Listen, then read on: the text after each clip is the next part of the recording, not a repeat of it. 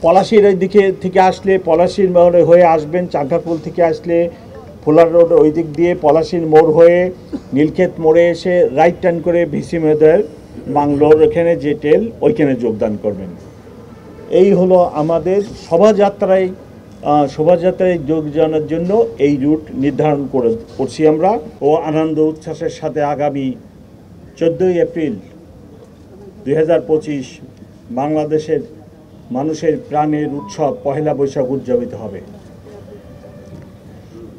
বাঙালি সংস্কৃতির টানে নববর্ষের উচ্ছ্বাসে ঢাকা নগরবাসী সমবেত হবে রমনা পার্কে, শহীদ উদ্যান, ঢাকা বিশ্ববিদ্যালয়, জাতীয় সংসদ ভবন, রবীন্দ্র সরোবর ও হাতিরঝিল এলাকার বিভিন্ন অনুষ্ঠান স্থলে।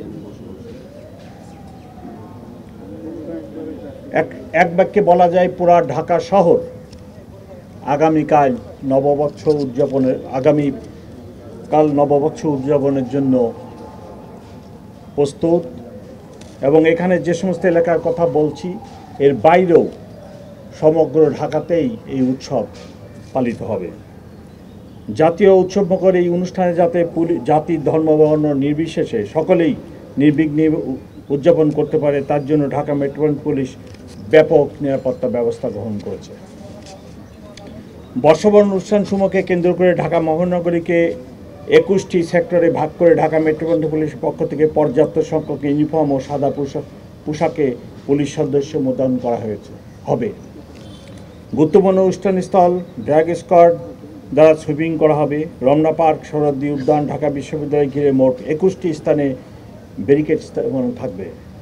প্রতি অনুষ্ঠানস্থলের প্রবেশ গেটে আর্চওয়ে ও হ্যান্ড মেটাল ডিটেক্টর দিয়ে তল্লাশির ব্যবস্থা করা হবে। অনুষ্ঠানস্থল ও শোভাযাত্রার রুটসমূহ সিসি ক্যামেরা দ্বারা, স্টিল ক্যামেরা, ভিডিও ক্যামেরা ও ড্রোন ক্যামেরা দ্বারা সার্বক্ষণিক মনিটরিং করা হবে। অনুষ্ঠানস্থলের চারপাশে ও শোভাযাত্রার রুটে পর্যাপ্ত পরিমাণ পিকেট, ফুড, পেট্রোল ও লাইনিং ব্যবস্থা থাকবে। ডিবি, সিটিটিসি পর্যাপ্ত সোয়াট সংখ্যক পুলিশ সদস্যগণ সাদা পোশাকে মোতায়েন থাকবে। ইফটিজিং, ছিনতাই, অপকৃত প্রতিরোধে সাদা পোশাকে পুলিশ দল মোতায়েন থাকবে। রমনা পার্ক, শহীদ উদ্যানের অভ্যন্তরে লস্ট অ্যান্ড ফাউন্ড সেন্টার স্থাপন করা হয়েছে, সেখানে মাইকিং ব্যবস্থা থাকবে। গোয়েন্দা নজরদারি বৃদ্ধি ও সাইবার পেট্রোল সহ নববর্ষ কেন্দ্রিক অপপ্রচার রোধে সামাজিক যোগাযোগ মাধ্যমে যে কোনো অপতৎপরতা মনিটরিং করা হচ্ছে। সম্মানিত নগরবাসীগণ, আপনাদের নিরাপত্তার স্বার্থে তল্লাশি কাজে আইনশৃঙ্খলা রক্ষা বাহিনীর সদস্যদের সহায়তা কামনা করি। অনুষ্ঠানস্থলে কোনো প্রকার মুখোশ, ব্যাগ, ধারালো বস্তু ও দাহ্য পদার্থ নিয়ে না আসার জন্য অনুরোধ করছি। নির্ধারিত সময়ের মধ্যে অনুষ্ঠান শেষ করতে হবে এবং অনুষ্ঠানস্থল ত্যাগ করতে হবে। কোনো ধরনের ফানুস, আতশবাজি ফোটানো যাবে না এবং শব্দ দূষণ হয় এরকম কোনো বাঁশি ব্যবহার করা যাবে না। বর্ষবরণকে কেন্দ্র করে কোনো বাণিজ্যিক পণ্যের বাজারজাত করা যাবে না, বিশেষ করে শোভাযাত্রায় এবং অন্যান্য যে সমস্ত প্রোগ্রাম আছে সেই সকল প্রোগ্রামে। রমনা বটমূলে ছায়ানটের অনুষ্ঠান সকালে শুরু হবে এবং তাদের দ্বারা নির্ধারিত সময়ে শেষ হবে। উক্ত অনুষ্ঠানে 3টি গেট দিয়ে কেবল প্রবেশ করা যাবে। অনুষ্ঠান থেকে কেবল বের হওয়ার জন্য 2টি গেট ব্যবহার করা যাবে।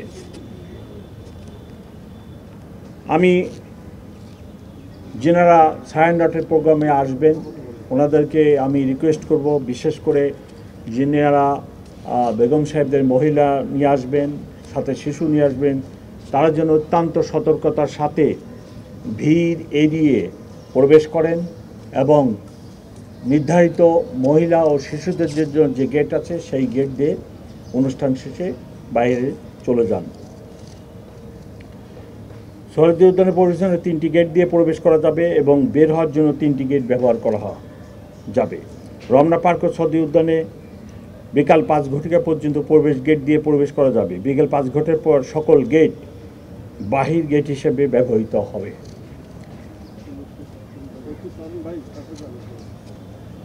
শোভাযাত্রার সময় শরৎ উদ্যানের পশ্চিম পাশে চারুকলার অপোজিটে যে গেট আছে এই গেট বন্ধ থাকবে এবং এই গেট দিয়ে তখন কোনো মানুষ রাস্তায় যেতে পারবে না। বর্ষবরণ শোভাযাত্রা 14 এপ্রিল সকালে শুরু হবে। শোভাযাত্রাটি চারুকলা হতে শুরু হয়ে শাহবাগ মোড়, টিএসসি, শহীদ মিনার, দোয়েল চত্বর, বাংলা একাডেমি, টিএসসি হয়ে পুনরায় চারুকলায় গিয়ে শেষ হবে। শোভাযাত্রার পুরো রুটটি নিরাপত্তার চাদরে ঢাকা থাকবে। পাশ থেকে বিকল্প পথে শোভাযাত্রায় প্রবেশ করা যাবে না। শোভাযাত্রায় যেনারা যোগদান করতে চান তাদের জন্য আমরা একটি ম্যাপ এবং রুট নির্ধারণ করে দিয়েছি। এখানে শোভাযাত্রার শুরু থাকবে, হেড থাকবে চারুকলার সামনে এবং টেল ভিসি মহোদয়ের বাংলোর সামনে থাকবে। এখানে বিভিন্ন ধরনের আইটেম থাকবে, আপনারা জানেন প্রতি বছর যেটা হয়। আমরা শোভাযাত্রা যখন হবে তখন এর মাঝে যে রুট আমি বললাম, এই রুটে কেউ মাঝখান দিয়ে শোভাযাত্রায় প্রবেশ করতে পারবেন না। শোভাযাত্রায় যারা যোগদান করবেন তাদেরকে শাহবাগ মোড় থেকে অথবা এই ছায়ানটের প্রোগ্রাম শেষে যেনারা শোভাযাত্রায় যেতে চান তাহলে তাদেরকে এখান থেকে শাহবাগ মোড় হয়ে কাঁটাবন মসজিদ থেকে লেফট টার্ন করে নীলক্ষেত মোড় থেকে লেফট টার্ন করে ভিসি মেয়েদের বাংলোর সামনে যে শোভাযাত্রার টেল থাকবে ওইখানে যোগদান করবেন। কেউ যদি ফার্মগেট থেকে আসেন তাহলে তাকে ফার্মগেট সোনারগাঁ ক্রসিংয়ে এসে ওখানে স্লাইড রাইট টার্ন করে হাতিপুল হয়ে কাঁটাবন হয়ে একই রুটে ভিসি মহোদয়ের বাংলোর সামনে টেলে যোগদান করবেন। কেউ যদি বাংলা মোটরের দিক থেকে আসে, বাংলা মোটর থেকে শাহবাগ মোড়ে আসবেন, আসে ওখানে রাইট টার্ন করে কাঁটাবন মসজিদে একই রুটে ওখানে যাবেন। পলাশির এই দিকে থেকে আসলে পলাশির মোড়ে হয়ে আসবেন, চাঙ্কাপুল থেকে আসলে ফুলার রোড ওই দিক দিয়ে পলাশির মোড় হয়ে নীলক্ষেত মোড়ে এসে রাইট টার্ন করে ভিসি মেয়েদের বাংলোর এখানে যে টেল ওইখানে যোগদান করবেন। এই হলো আমাদের শোভাযাত্রায় যোগদানের জন্য এই রুট নির্ধারণ করছি আমরা। কিন্তু সেখানে দিয়ে শোভাযাত্রায় যোগদান করা যাবে না, নিরাপত্তার স্বার্থে আমরা এটা অ্যালাউ করব না। বাংলা নববর্ষ উদযাপনের দিন কতিপয় সড়কে যানবাহন চলাচল নিয়ন্ত্রণের লক্ষ্যে বিভিন্ন পয়েন্টে ডাইভারশন ব্যবস্থা থাকবে। ট্রাফিক কর্তৃক নির্ধারিত স্থানে যানবাহন পার্কিং করতে হবে। সম্মানিত নগরবাসী অবগতির জন্য ডাইভারশন পার্কিং এর স্থানসহ প্রিন্ট ও ইলেকট্রনিক মিডিয়ায় ইতিমধ্যে প্রচার করা হয়েছে। এখন আমার সাথে আমার সহকর্মী অতিরিক্ত পুলিশ কমিশনার ট্রাফিক সাথে আছেন, উনি আপনাদেরকে ট্রাফিক সম্পর্কে 1-2 মিনিট বলবেন। আপনাদের সবার মনে একটি প্রশ্ন, আমি এই ব্রিফিং শেষ করলে একটি প্রশ্ন করবেন আমাকে, সেই প্রশ্নটির জবাব আমি আগেই দিয়ে রাখছি। সেটা হলো যে আপনারা সবাই জানেন গত রাত্রের আগের রাত্রে একটা অড সময়ে 5টার দিকে একটি মোটিভ যেটা তৈরি করা হয়েছিল শোভাযাত্রায় ব্যবহারের জন্য, সেইটিতে একদল দুষ্কৃতিকারী আগুন দিছে।